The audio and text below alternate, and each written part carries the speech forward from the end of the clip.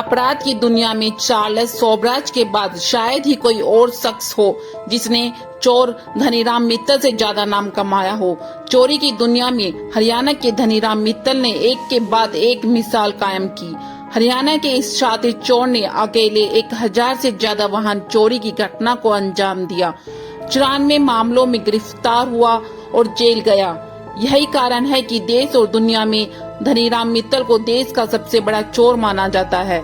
5 दशक से ज्यादा मतलब 50 साल तक ये शख्स चोरी और धोखाधड़ी की वारदात को अंजाम देता रहा, लेकिन सबसे ज्यादा सुर्खियों में तब आया जब उसने जज बनकर अपने ही केस में फैसला सुनाया। साथ ही 40 दिनों के अंदर हजारों कैदियों को जमानत पर छोड़ दिया।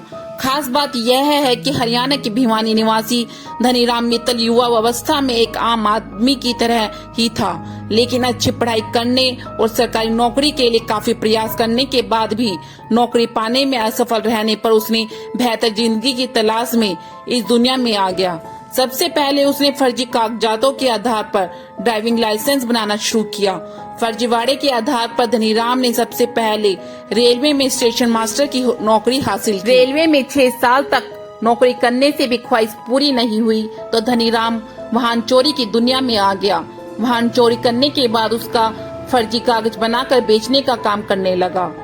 एक दौर में वाहन चोरी के मामले में धनीराम मित्तल इतना एक्सपर्ट हो गया कि उसने 1000 से ज्यादा वाहनों को चुराकर बेचा। उसने हरियाणा, पंजाब, दिल्ली, राजस्थान के आसपास के इलाकों में अपना नेटवर्क भी तैयार कर लिया था। चोर चोरी को अंजाम रात के अंधेरे में देता है, लेकिन धनीराम आंखों के सामने खुलेआम और दिन के वक्त चोरी करता था और देखने वाला खुद भी अपना माल चोरी होता हुआ देखने के बावजूद उसे रोक नहीं पाता था।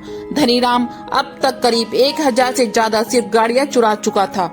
करीब 1 साल पुराने एक सीसीटीवी फुटेज में धनीराम मोबाइल फोन पर बात करते हुए सड़क पर टहलता दिख रहा था, लेकिन चंद मिनट बाद ही वो वहां से एक मारुति कार चुरा कर फरार हो जाता है।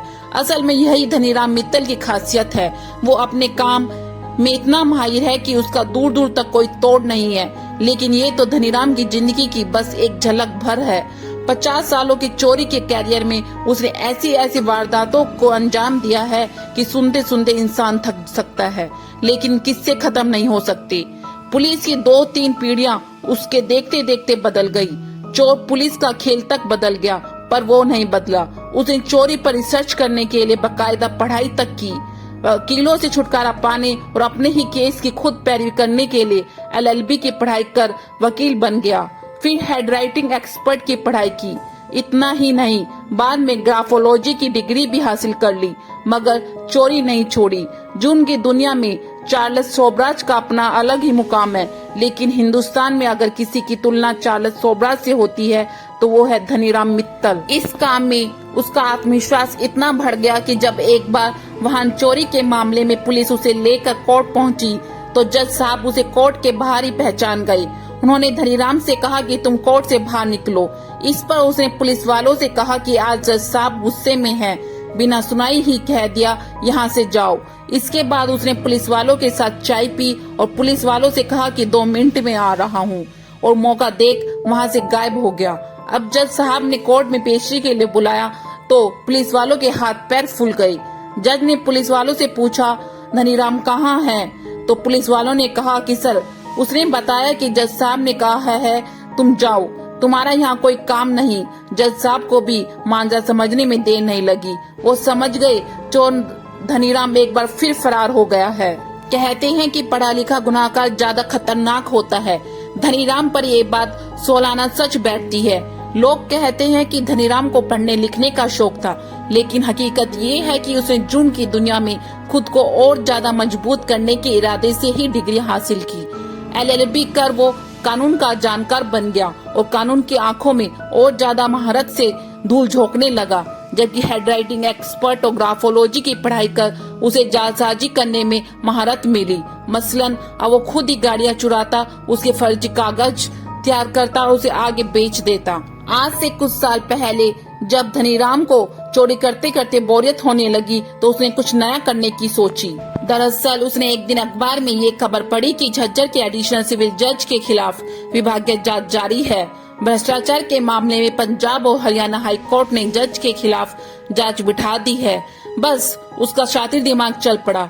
धनीराम ने हाई कोर्ट रजिस्ट्रार की ओर से एक लेटर झज्जर के एडिशनल सिविल जज के नाम लिखा। यह लेटर उसी जज के नाम से लिखा था जिसके खिलाफ पंजाब और हरियाणा हाई कोर्ट ने विभागीय जांच शुरू की थी। लेटर को शातिर चोर ने झज्जर के एडिशनल जज पते पर भेजा। लेटर में उसने लिखा कि जांच पूरी होने के 2 माह तक आप लीव पर रहेंगे।